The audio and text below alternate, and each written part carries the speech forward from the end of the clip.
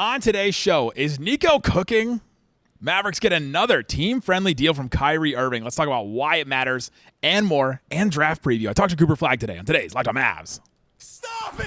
Stop! The number one pick will go to the Dallas Mavericks. Cooper Flagg will fly in Dallas. Dogs, all of us, all five. You are Locked On Mavs, your daily Dallas Mavericks podcast. No one's dying. Part of the Locked On Podcast Network. Still can't leave. Your team every day. I'm going to get a city like that. And welcome. You are locked on to the Dallas Mavericks, your team every day. My name is Nick Angstadt, media member covering the Dallas Mavericks for 10 years. Thanks for being an everydayer, making Locked On Mavs your first listen each and every day. And joining me, as always, my co-host, media member, covering the Mavs for 10 years, right alongside me, back home in the home country, the draft duchess, the one we're thinking. What you got for me, Isaac Harris? I am so jealous right now. You are in New York City covering the NBA draft. That's right. And you get to be there for Cooper Flagg becoming a Dallas Maverick. You always get to say, hey, I remember I was in the building when Cooper Flagg was drafted in New York. He looked at me today. He looked at me. He's like, are you Kyle Korver? Yeah, there was a funny moment where Liam McNeely was asked him a question. He did like the NBA social thing where a player asked another player a question, and it was like him and me and Liam McNeely all in a line. And I was like, we could all be siblings. The three of us were all just like really white, tall, lanky. Today's episode, we're going to get into Kyrie Irving signed his extension, or is going to re-sign an extension with the Dallas Mavericks. And so let's talk about what that means for the Mavs. Let's get into some of the other things to talk about what Cooper Flagg said at his draft, pre-draft availability. They'll do another one after the draft and all that kind of stuff. And so let's get into this first. So Kyrie Irving had a player option. $43 million, he could have signed it. And if he signed it, and if he just activated it or exercised it or opted into it, whatever verbiage the reporters are using for it now. If he did that, then he would just be an expiring contract. He would be a free agent, an unrestricted free agent next season. And now, according to Mark Stein, Shams Charania, and others, he's going to sign the 3-year, $119 million deal, which is the deal that we had talked about for a little while that would allow the Mavericks to go under the second apron, open up this tax mid-level exception, and it is a team-friendly deal. And honestly, like, it's a really good deal for the Mavericks. I think it's a pretty fair deal for Kyrie, considering his age and considering the injury status and how good he's been for the Dallas Mavericks too. Like, he has been a really good player for them, and I think he's earned a really good deal. And so honestly, like, I think Nico's 2 for 2 on the Gafford deal, which is really good, and the Kyrie one. Both of them really good. Huge news for Dallas to lock this in with Kyrie. It had the midnight deadline on Tuesday night to figure out what he was going to do. I think there was a lot of confidence for a long time. This is why for a few months now, we're not reporters, right? Like, we're not sitting here trying to report breaking news and stuff. Every once in a while, we get some nuggets of stuff, and that's what I've been saying this whole time. 2+1, it's going to be a 2+1 deal this coming summer, and that's what happens. It's the 3-year deal, but it's two years plus the player option there, that 1 year. And it was just a matter of like, hey, are we going to do like a opt-in and extension type thing? But the prevailing thought all along was like, hey, he's gonna decline the option, and then a 2+1, and then the hope of it is like, so once that came out, I was like, all right, sweet, you saw the deal, 119. I was like, here's the like cherry on top. Will he take less in that first year to get them under the apron to where it opens up that taxpayer mid-level at that 5.7 number, and then bam, you start getting the reports out that's what the number was going to be. And so that's just huge for Dallas. One, I mean, we'll talk about the roster flexibility in a little bit. You have to bring back Kyrie Irving. Like, Kyrie has meant this much to this team. He has been the leader of the Mavericks. You remember we did our perfect offseason episode, and it was like, number one is draft Cooper Flagg, but maybe the one before that is sign Kyrie, because if they don't sign Kyrie, that's how screwed they would be. Yeah, no, I mean, especially post Luka, like, you have to lock Kyrie in. He is one of the most popular players in the league. Players love him, coaches love him. I can't speak. I fired off a tweet. Like, he is one of my favorite. We've been saying at the intro of this pod this year that we've been covering the Mavs for 10 years. He is one of my all-time favorite Dallas Mavericks. and it's only been a couple seasons. Hopefully it's, plenty more here. There's a lot of opinions about Kyrie before Dallas, and with fans, media, a lot of different people. But for his time in Dallas, he has been absolutely incredible. He has been fun to cover. He has been fun to interview. I mean, he is one of these players, like when he talks with us, whether it's just interviews or media day or off camera, he never talks to even like people like us. I mean, we're just like little podcasters, and it's like he talks to us just like we're just like another like friend, even though like we're not like friends. Yeah. It'd be cool to be friends with him, but he is just such a nice guy. And the players, like I said, love him. He was the leader of this team before Luka got traded. Like, he was the leader. Yep. And we're not even, I'm just talking about all the off the court stuff. He's a really dang good basketball player. He's one of the most fun players to watch. I'm not as worried about the ACL injury and all this stuff. He's such a crafty finisher. He's such a good shooter and all this stuff. I'm not as, it's not like he's like a Westbrook to where he's like flying above the rim the entire time, but and he is naturally going to get older. He's in his 30s and stuff too. So, but I'm just not as worried about the ACL thing. I think this is a huge win for Dallas. You keep your leader.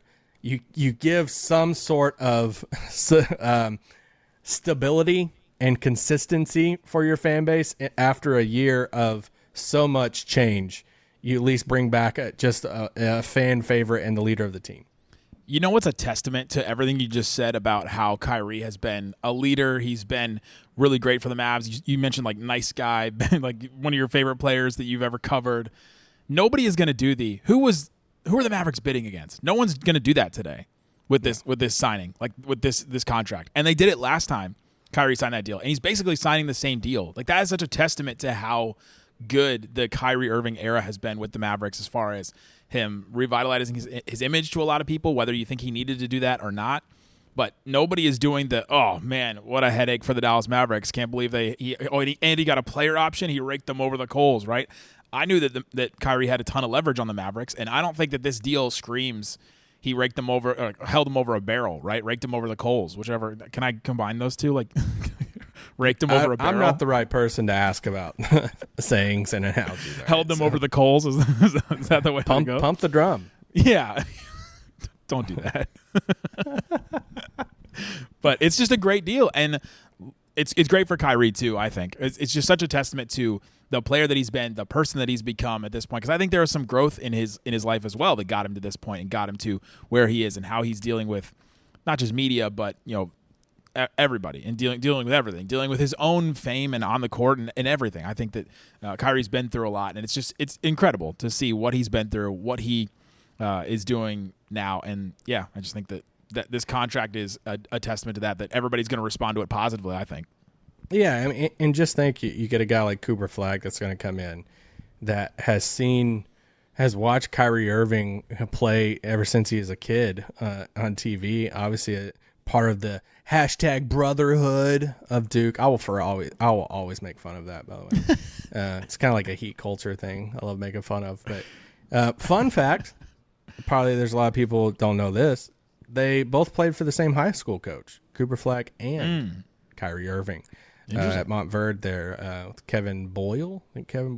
But yeah, so I mean that's one commonality, even though there's a 15-year difference basically, or however big it is. They can talk about playing for Coach Boyle. You know what somebody pointed out to me today on our text line?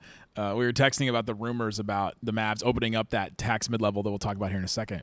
And you mentioned Chris Paul. Could the Mavs woo Chris Paul away? If the Mavs got Chris Paul, he's like the second or third oldest player in the NBA. The gap between him and Cooper Flagg would be absolutely insane if they do end up doing that. Like, I don't know if there's been a bigger gap between players on a team. I mean, he could be like his dad, like as far as age wise. Oh, legit, like easily.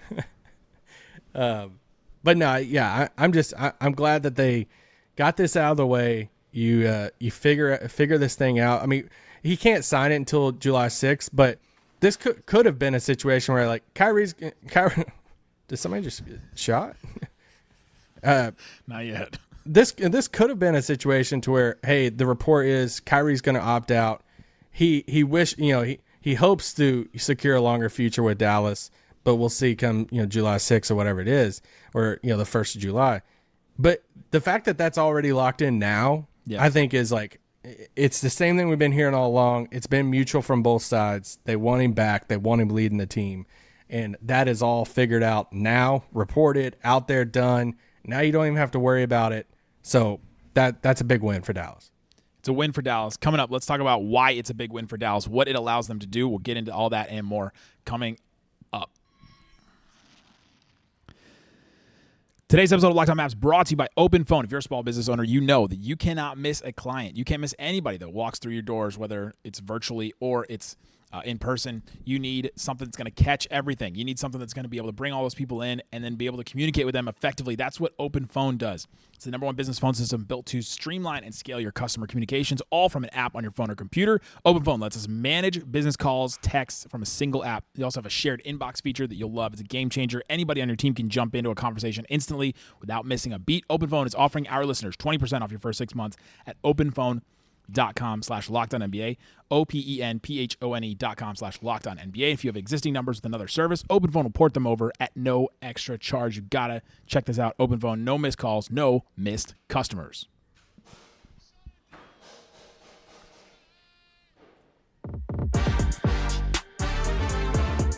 Thanks for hanging out with us on Locked On Mavs, being part of the show, part of the Raccoon Squad. That's what we call our listeners, listening every day. We appreciate each and every one of you for checking out the show and listening. It's the draft, baby. We're here. We're here hanging out in New York. I'm here. Isaac's going to be at the he's going to be listening to Nico and the press conference. We had a debate today in the media room if Nico is going to sit on the presser with Cooper Flagg when they do it later in the week. That's a debate? He's 100% going to. Do you think so? He goes back to it? He didn't do it for the Anthony Davis and all that. Do you think he takes a question from me on draft night? I mean, I don't think he's ever skipped a question. I think that would be out of character. But you think I should try to talk to him afterwards and be like, "Hey, wait"? No, he's running out of the room. It'll be fine. He's right. So let's talk about why this contract is so good. So this contract allows the Mavericks to get under that second apron. We've talked about the second apron. Every NBA show has talked about the second apron as it's almost like a hard cap. Like Zach Lowe and Bill Simmons and them have been literally calling it a hard cap on their show because it is. It restricts you in so many different ways. If you're in the second apron, meaning you spend enough money that you're above the tax, you're above the cap, you're above the tax, and then you're above these aprons where you spend so much money on your roster that the CBA has come in and said you cannot do certain things. You get draft picks frozen. You can't trade multiple players out in a trade. Like the Suns right now can't trade 2 players of their own in a trade. It has to be 1 out and however many in that they can take. And there's only so many roster spots. There's so many different restrictions with it. And for Kyrie to play ball with the Mavericks and to sign this deal that's going to get them under that second apron so they can trade multiple players at once now. They have this tax mid-level that they can use, which is $5.7 million, which is more than the vet minimum, so they can woo one of these guys, like you mentioned, Chris Paul earlier. It just gives them some flexibility and helps them out a lot, honestly. Yeah, it's all about that second apron line there, and like you said, it's 5.7 right now with that Kyrie deal. They're around like 5.1 under that second apron. So you kind of have like 2 different options. I put this in our text subtext thing, which you guys, you got to be subscribed to that because we fire off all kinds of opinions and all the latest news and stuff on that. We go to that first instead of Twitter, 214-643-8637. Yeah. So, but I put on there, I was like, so it's about a $600,000 difference. So you can either go to a guy and be like, hey, we can't give you the full 5.7, but we can give you around like 5. And that's not the end of the world, but it's still less money. And then, you want a summer internship or just get the rest of it. Many kids that need to be like a ball boy. But do you have any family members that need cars, like multiple cars? So you can either do that, or this is where you go the option of shedding a smaller salary because you need to shed like a couple $1 million here. And I would just say keep an eye out on Omax. Aww. Maybe. It is. He is in a really tough situation now. Like the situation he's in now, I was thinking about this earlier because remember when Jason Kidd suggested that Lively and Omax could both start, and then he did start them that one preseason, like both of them. Like for a rookie, it moves so fast where you're all of a sudden either like starting like Gafford and you're a big part of the team, or you're Omax and you're like you just can't get out of the purgatory of the end of the bench, and now you've got Cooper Flagg in front of you. You have P.J. Washington in front of you now. You've got Anthony Davis in front of you now. Najee Marshall. I mean, Klay Thompson. There's so many guys in front of him now. I mean, I hope it's – well, this sounds mean. But I was going to say, I hope it's Jaden Hardy. But this is he'll also get more opportunities somewhere else too. Yeah, I mean, this is one of those things too to where now that you're under the second apron, you can combine O'Max and Jaden Hardy if you want to.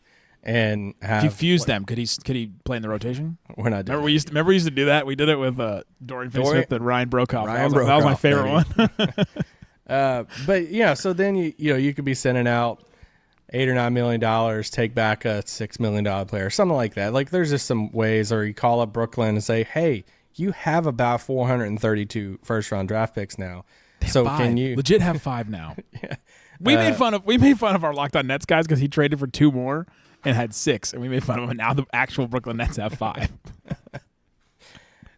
So anyway, there's different ways. They're not done with this, but it just gives them so much flexibility. So to your point, now you open up this tax player at mid-level, and you're like, some people might be thinking of like, okay, cool, it's just $5 million. Well, that's more than a minimum contract. So there's a lot of teams out there that can offer a minimum contract. Now you can go to some of the guys like a Chris Paul and say like, all right, you're probably going to go to the Lakers or Clippers or something on a minimum. Would you take double that to be in Dallas and double-ish? Yeah, because his is a little bit higher because he's been in the league for so long. Yeah. But can you? I say can you, but it's like, will the Mavericks try to convince D'Angelo Russell, who made $18.6 million this past season, to say, hey, take this $5 million and it's like, and you can start and play for us for a while, get buckets. I'm not the biggest D-Lo guy, so I'm in New York, and I'm going to say this. Do you think $18 million in New York and $5 million in Texas with no state income tax, how big of a difference is that take-home pay? Like, I have no clue. At the end of the day, I needed You're to also count in run those Brooklyn numbers. where he played last, so You think he's out around here? You think I could find him? I would understand. Like I would get it if they like convincing that. I think a lot of people around the league would be like, "Wow, that's a pretty good bargain deal if you got D'Angelo Russell for $5 million." I would understand it. I would get it. I'm just personally not the biggest fan of that. I would prefer Chris Paul. But the whole point of it is it opens up that option for you. That if you're bidding against another team, that you have, first of all, you have opportunity to play. One of these guys is definitely going to play. Like they're going to start. Somebody asked me who's going to start today. That doesn't cover the Mavs or anything, and I was like, probably Brandon Williams as of today now. They're not on the team right now. I was going to say the guy's probably not on the team, but as of right now, if they didn't do anything else, probably Brandon Williams. And he went, "Oh," I was like, "Yeah, Brandon Williams was really good at the end of the season." I don't think a lot of people saw him, but yeah, like you would have opportunity, and you could get a little bit more money coming to play for the Mavericks, and you're playing with Kyrie, with Anthony Davis. Like people around the league like those guys, especially Kyrie. Just to be around him. It's Klay Thompson too. Yeah, it's a very unique situation because, especially for a guy like I could see the writing on the wall for a guy like a D'Angelo Russell or somebody who can make more to take less to do that, because you're going to get a lot of eyeballs on you. You get to play with Cooper Flagg, a win now team with Anthony Davis and these bigs that, especially if you're a playmaking point guard, like you're going to be able to throw lobs to these bigs.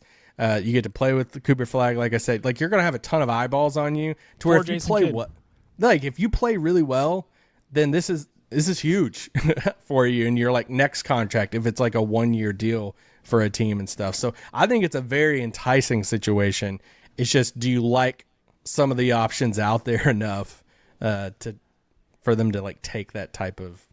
Are you super excited about like if Detroit renounces? If they want to get a bigger player, if they trade for a bigger contract or something, therefore they need to renounce Beasley, Schroeder, Tim Hardaway, then it's like, all right, Dennis Schroeder, like come on down to Dallas. Like if you can't go back to Detroit for that number. So there's some options out there. It's not the best in the world, but you have more money to offer than some teams. The Schroeder thing feels way more possible now that Maxey is not on the team anymore, and then also that Dirk has distanced himself too, right? Like I didn't think Dirk was a big fan of Schroeder in the past. It's like I don't mind Schroeder's game. I would say there's multiple times that I've just not heard the greatest like chemistry stuff about him. I think there's a reason why somebody of that talent has been on so many different teams around the league. Well, look at what he said about Maxey, right? Like, that's just a classic example. He said about Maxey, he's like, he doesn't have skills, basically he said about him. And that was his own, like, German national team teammate. So, yeah, we can debate which player they should go after and everything. But the main point of this is that the Kyrie deal opens up that option, and it opens up the option for different kinds of trades. It's the same thing with the Gafford deal. Like, they got him. They have him under contract for 4 years now, but then they also could still trade him. It's like they're keeping their flexibility. They can still do all the things that we've been talking about all summer already. They still have all those options open, which is awesome. And so coming up, let's get into the draft. I want to talk about Cooper Flagg. Got to talk to him today. And, let's talk about what we expect from the draft. We'll get into that and more coming up. Today's episode of Locked On Mavs brought to you by Wayfair. They got just what you need. There's nothing like stepping into your own outdoor space, feeling like you've escaped to a personal oasis. If you're wanting to update your patio this season, Wayfair has made it so easy to turn it into a space that feels like yours. Comfortable, stylish, ready for summer. I don't know if you could be ready for summer in Texas. It's almost as hot here as it was in Texas today. Wayfair has everything you need to level up your outdoor space. Conversation sets, outdoor bars, fire pits, hot tubs, gazebos, and even the perfect string lights to string up and to make it feel like luxurious summer nights. I've used Wayfair. I love their fast, free, totally hassle-free shipping. They ship large stuff straight to your door. You got to love that. You just put it together. Don't have to figure out if it's going to fit in your car. It's a big thing for me. Don't wait. Make your outdoor space your dream oasis today with Wayfair and enjoy it all summer long. Go check it out. Wayfair.com. Head now to shop a huge selection of outdoor selection. That's Wayfair. Wayfair, every style, every home.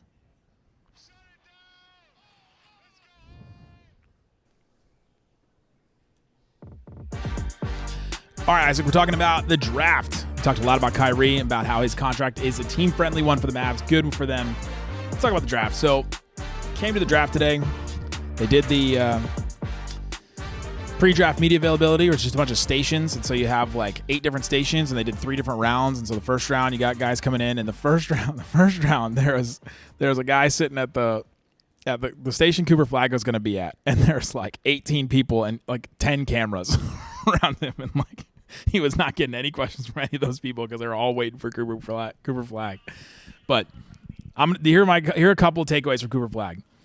He walked like right in front of me. He is all of 6'8". His size like stands out immediately. Where you go, man, he's just a really big dude. It's obvious. They've measured him at the combine and all that, but still it's different when you see them in person and realize just like, oh yeah, I can reference this, that he is, like almost as big as Gafford, like that, and Dwight Powell, like that's how big he is.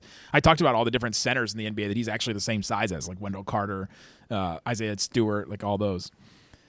He's also incredibly popular. Like I think this is something that has gone under the radar a little bit just for Mavs fans, is that the Mavs are bringing in a ready-made star already. Like I think Cooper Flagg has more of a star profile than Luka does at this time, and I think it's not even close right now. Especially in America, I would say in America. Yeah. Definitely here, but like I didn't see a lot of people making a big fuss about Luka. He went 3rd in the draft. You know what? This is the number 1 pick that already has this ready-made fan base, that already has, star quality, that already has, this star following, and he's had it for a long time because he's been going through the grassroots movement, he's playing in Maine and all that. And so that's something else that really stood out to me because there was just so many people wanting to talk to me. It felt like the NBA Finals again. I was telling some people like Mike Leslie from WFA, I was like, this feels like we're back at the Finals again with the amount of people that are standing around him wanting to ask him stuff. And he got asked like 40 questions, I think. Speaking of people standing around you, you're jamming over there. Right now? Yeah, you got some jams, some tunes behind you? Are you in the club in Brooklyn? You can hear that? Of course, yeah. It's just like a guy in the corner over there. I'm about to start. I bet it is. No, I think for Cooper, it's like, I mean, they're going. I mean, you see all the publicity around it, right? Like, I mean, we've talked about him being one of the most hyped prospects, one of the better prospects that we've seen in, gosh, I don't know how long, 10, 15, 20 years. So, I mean, he has this shoe endorsement already with New Balance and, all the stuff with that. I mean, there's so much stuff that you're going to see tomorrow in New York City that, I mean, people have been posting about just the whole hype around Cooper Flagg being there and stuff. So it's a big deal. Newey Scrubs from NBC in Dallas. He He asked him, "What's the name of your shoe?" He tried to get him. Oh, He said, "I don't have a shoe." That's the other thing that I learned about Cooper Flagg, and we already knew this from interviews. We've already kind of talked about it on this show. He is so incredibly well media trained. Like, he was getting questions about the Luka trade. What was your reaction? What did you think about it? And he just didn't trip up at all. Nothing really fazed him. He went through. He gives, like, honestly, basic answers, but that's all he really needs to give at that point and at this point in his career. And he's already ready-made. Like, I think it will take a while for us to really see, like, what his personality is and to see him, like, settle in and actually answer questions. It's going to feel, honestly, it's going to feel like Dirk, and it's going to feel like Luka a little bit, where it just took him a little bit. And for them it was more about comfortability with language and with, like, culture. For Cooper Flagg, it may be just, like, settling into, I don't know, confidence or whatever it is. He's been, put on display and put on, like, he's been under scrutiny for, like, this whole time. Like, the people evaluating him all the time. And as soon as he doesn't have that anymore, when you're established in the NBA, I think that changes some guys. With media stuff, he reminds me so much of Harrison Barnes, and just not like a disrespectful of, hey, I'm just going to give you like two words. I'm going to answer the question, but it's going to be pretty bland, but in like a trained way, in like a nice, respectful way. But they're like, man, that's a good answer, but I didn't really get much from it. But yeah, I kind of like, I get how and why you answered it that way. He just reminds me a lot of Harrison Barnes with that. The contrast between him and the person that sat at his station right after him was Ace Bailey. The contrast between those two was wild. It just, to me, it highlighted the difference in a player that has grown up in the social media era. You can take one of two paths. You can be incredibly, like, polished and reserved and just not share anything because you've seen so many people mess up before, or you can go the Ace Bailey route and be, like, extremely authentic to yourself and just only say what's on your mind, because that's what people do all the time, and that's what people want on these platforms and sites now. And I thought that was just extremely interesting. I'm fascinated to see where Ace Bailey goes tomorrow. There's a lot of talk. People are speculating all over the place.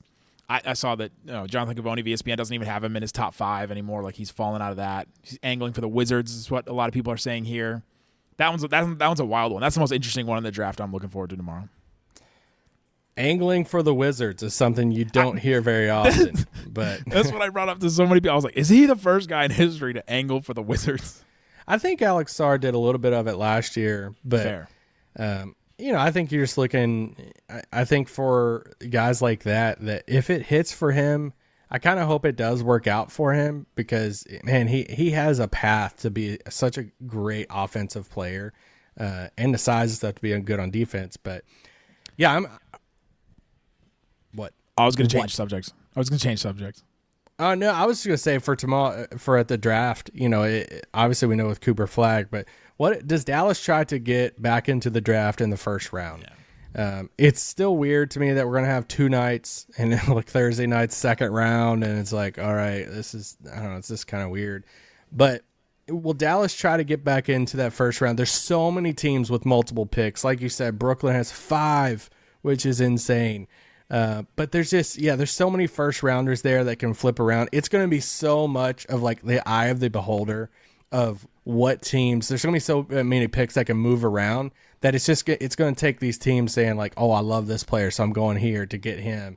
And what are some of the guards that drop? Like, I did one more thing, or talking the other day about some guards that could drop that would make Dallas go in there. Gavoni's latest mock draft had Jace Richardson at 25.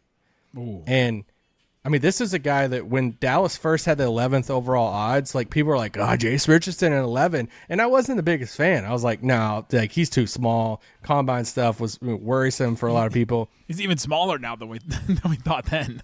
Yeah, but like, I'm telling you, if it's at 25 and Dallas moved up to take him in mid to late 20s, sign me up for that. Like, I think he's better than the 25th overall pick, but also like Walter Clayton a lot and stuff too. So, that's one of the things from a Dallas angle.